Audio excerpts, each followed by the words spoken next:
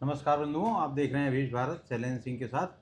आज हम बात करेंगे प्राचीन इलाहाबाद, अब जो प्रयागराज के नाम से जाना जाता है, वहाँ के बारे में। वहाँ पे आपको जैसा कि पता है कि 28 अगस्त को एक अतरसुईया क्षेत्र प्रयागराज में है, वहाँ पे एक मदरसे पर पुलिस ने रेड डाली और वहाँ पर नकली 100 के नोट छापने का पूरा कारखाना मिला और बहुत सारा कैश जो नकली नोट थे वो भी बरामद हुए। बहुत सारे इंस्ट्रूमेंट जो नकली नोट छापने के लिए होते हैं, इतना आसान नहीं होता है और उस मदरसे का नाम है जामिया हबीबिया मस्जिद आजम। यहाँ पे एक मदरसा चलता था, करीब 80 बच्चे पढ़ते थे और करीब 6-7 स्टेट से वहाँ पे हॉस्टल की भी सुविधा थी, वहीं रहते थे। ये अवैध रूप से चलने वाला मदरसा था। इसका निर्माण भी अवैध ढंग से किया गया था और इसमें अब यहाँ पे कल की बात है, यहाँ पे नोटिस भी सर्व कर दिया है पीडीए ने, प्रयागराज डेवलपमेंट अथॉरिटी ने, कि भैया आपका अवैध मदरसा है, इसको हम तोड़ेंगे। तो बात ये नहीं है कि यहाँ पे अवैध मदरसा चल रहा था, अवैध निर्माण हुआ था। उस मदरसे में जो विशेष बात है जिस पर हम आप बात करने वाले हैं वो है कि उस मदरसे में कुछ ऐसे साहित्य, ऐसी पुस्तकें, ऐसे पंपलेट्स पाए गए हैं जो बहुत ही खतरनाक हैं, जो इस देश को किस तरह से किस तरफ ले जा रहा है मदरसा एजुकेशन या इस तरह की मानसिकता, उसके विषय में जानना हर भारतीय को, हर व्यक्ति के लिए बहुत आवश्यक है। क्योंकि वहाँ के जो प्रिंसिपल हैं या जो वहाँ का हेड था, उस मौलवी मोहम्मद तफसीरुल के कक्ष से एक पुस्तक पाई गई कि आरएसएस, राष्ट्रीय स्वयंसेवक संघ, मुल्क की सबसे बड़ी आतंकी तंजीम है। अर्थात राष्ट्रीय स्वयंसेवक संघ देश की सबसे बड़ी आतंकी ऑर्गेनाइजेशन है। ये पुस्तक लिखी है महाराष्ट्र के पूर्व आईजी एसएम मुशर्रफ। ये आईजी थे, ये पहले सब इंस्पेक्टर भर्ती हुए थे 1975 में और 1981 में ये आईपीएस बने और बाद में इनको कांग्रेस के समय में इनको प्रमोट किया गया।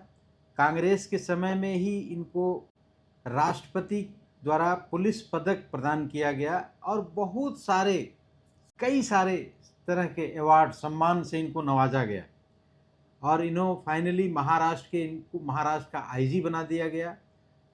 और इनकी सिर्फ एक पुस्तक नहीं है, इन्होंने कुछ और पुस्तकें लिखी हैं, इनके विषय में हम बाद में बात करेंगे। लेकिन मौलवी मोहम्मद तफसीरुल के रूम में जो पुस्तकें मिली, जो पंपलेट्स मिले, वो क्या क्या थे उसको जानिए। और उन्हीं पंपलेट के आधार पे ये बच्चों का ब्रेन वॉश करते थे, उनको रेडिकलाइज करते थे। ये सिखाया जाता था कि किस तरह से 2008 का मालेगांव बम ब्लास्ट जो हुआ था उसमें किस तरह से, जिसमें भगवा आतंकवाद की थ्योरी इन लोगों ने शुरू की थी कांग्रेसियों के साथ मिलकर। हैदराबाद बम ब्लास्ट जो हुआ था, समझौता एक्सप्रेस में जो बम ब्लास्ट हुआ, इन सब के पंपलेट्स, इसके बारे में जो रिसर्च करके ये अपने हिसाब से उसको छापते थे और उस तरह से बच्चों का ब्रेन वॉश करते थे। यहाँ तक कि संघ परिवार के आतंकी प्रशिक्षण केंद्र, इस टाइप के पंपलेट्स उसके यहाँ से बरामद किए गए। यहाँ तक कि मालेगांव के झूठे आरोप पत्र, इस तरह के बहुत सारे पंपलेट्स और पर्चियाँ वहाँ से बरामद हुई जो बच्चों का ब्रेन वॉश करने में ये लोग यूज करते थे। इस पर अब एनआईए भी एक्टिव हो गई है और एटीएस भी एक्टिव हो गई है कि इनका कहीं विदेशों से कनेक्शन न हो। जिस लेवल का ये वहाँ पे ब्रेन वॉश चल रहा था और जिस तरह से वहाँ पे मदरसे से जिहादी पैदा करने की जो षड्यंत्र चल रहा था प्रयागराज में, उस बारे में अब डिटेल में, क्योंकि योगी बाबा है इसलिए ये सब हो भी जा रहा है। अभी कांग्रेस रही होती तो कांग्रेस ने ही इस व्यक्ति को, जिसने ये पुस्तक लिखी कि आरएसएस मुल्क की सबसे दहशतगर्द तंजीम है, ये बेसिकली इसी आईजी ने, एसएम मुशर्रफ है, इसी ने लिखी। और इसने यही पुस्तक नहीं लिखी, इसने लिखा करकरे का हत्यारा कौन। आपको पता है कि 26/11 जो बॉम्बे में ताज अटैक और सब आतंकवादी आ गए थे पाकिस्तान से कलेवा बांध कर, और उसमें करकरे एक हमारे पुलिस थे जो जिनको वीरगति प्राप्त हुई थी, उनके विषय में ये ट्विस्ट करने की कोशिश किया कि आरएसएस का इन्वॉल्वमेंट है। इसी आईजी मुशर्रिफ ने एक पुस्तक लिखी, भारत में आतंकवाद का असली चेहरा।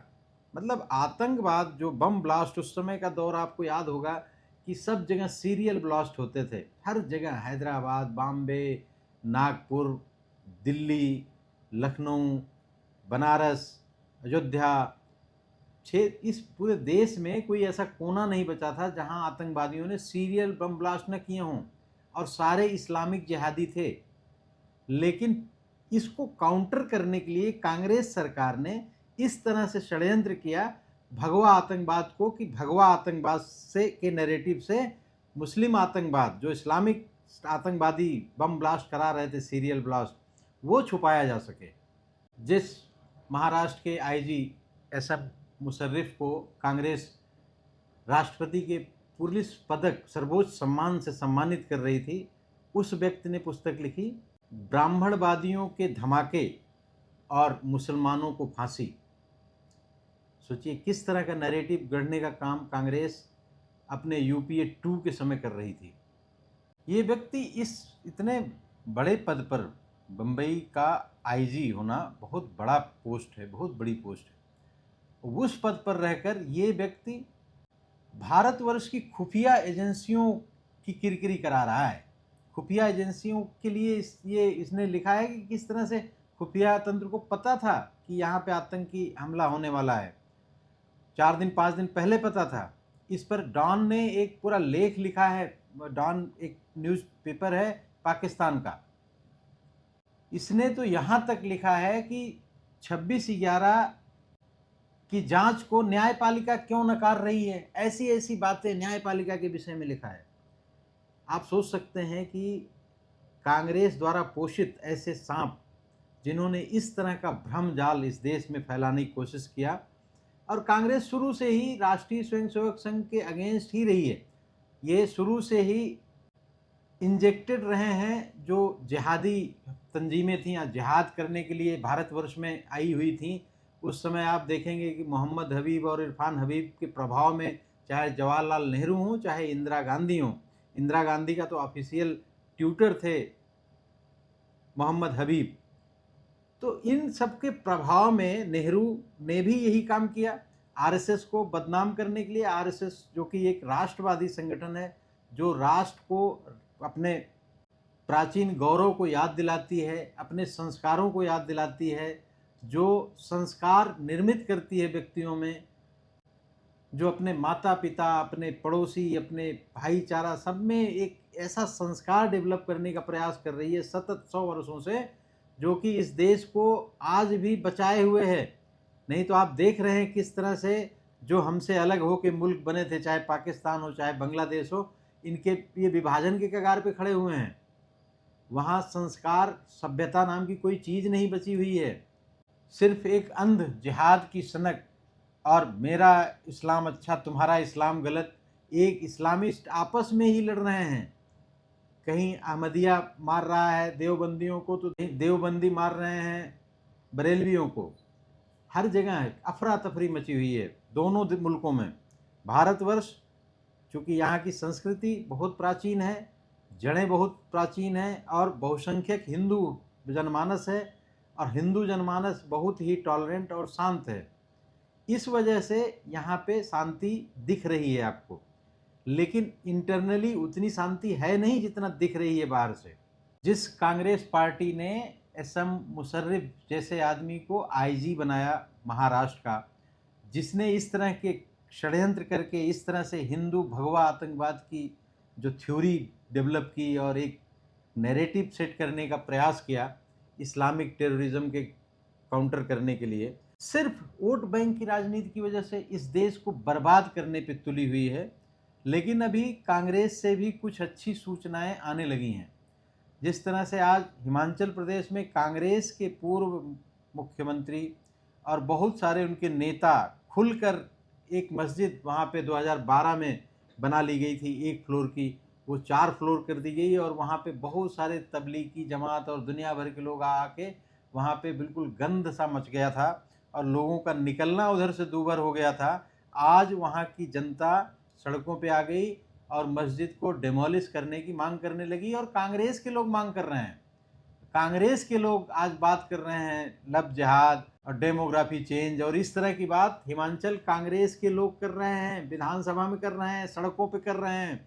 तो कांग्रेस में भी अब परिवर्तन आ रहा है और राहुल गांधी जैसे लोग जो विदेशों से ही सिर्फ आदेश लेके कोई स्टेटमेंट देते हैं या अपना नैरेटिव सेट करते हैं, उन लोगों के लिए खतरे की घंटी शुरू हो गई है। सबका साथ, सबका विकास, सबका विश्वास ध्वस्त हो गया है भारतीय जनता पार्टी का। अब इनको कुछ सोचना चाहिए कि किस तरह से एक ही एजुकेशन सिस्टम हो इस देश में।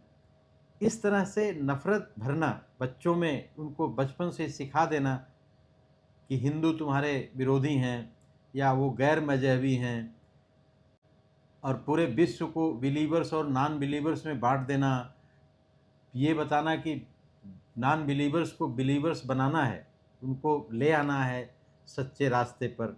इस तरह की बातें जो फैलाई जा रही हैं और बच्चों को बचपन से ही भर दी जाती हैं, ये मूल कारण है रेडिकलाइज इस्लामिस्ट जो पैदा हो रहे हैं। और जितनी पूरा विश्व इस समय परेशान हो रहा है, उससे भारत सबसे ज़्यादा ग्रसित है। भारत को हल्के में नहीं लिया जा सकता। भारत में अभी सरकार 14 से आई है, थोड़ा बम ब्लास्ट वगैरह कम हो गए हैं, नहीं तो हम लोगों के दौर में हमने देखा है 2000 से 2014 तक किस तरह की स्थिति इस देश में हुआ करती थी। और इन आतंकवादियों से मिलकर वोट के लिए कांग्रेस पार्टी इनसे मदद की गुहार करती रहती है। मतलब अगर इनको वोट बैंक के लिए आतंकवादियों से भी हाथ मिला लें, इसमें कोई आश्चर्य नहीं है। कांग्रेस का वो कैरेक्टर है। ये सत्ता में आने के लिए इतने बौखला गए हैं कि ये अमेरिका जो कि हमारे देश को विभाजित करना चाहता है, देश में अनरेस्ट क्रिएट करना चाहता है, उससे हाथ मिला रहे हैं। तो हमें सावधान रहने की ज़रूरत है, सचेत रहने की ज़रूरत है और जानकारी होनी चाहिए कि हमारे आस पड़ोस में, हमारे देश में क्या चल रहा है, क्या घटित हो रहा है।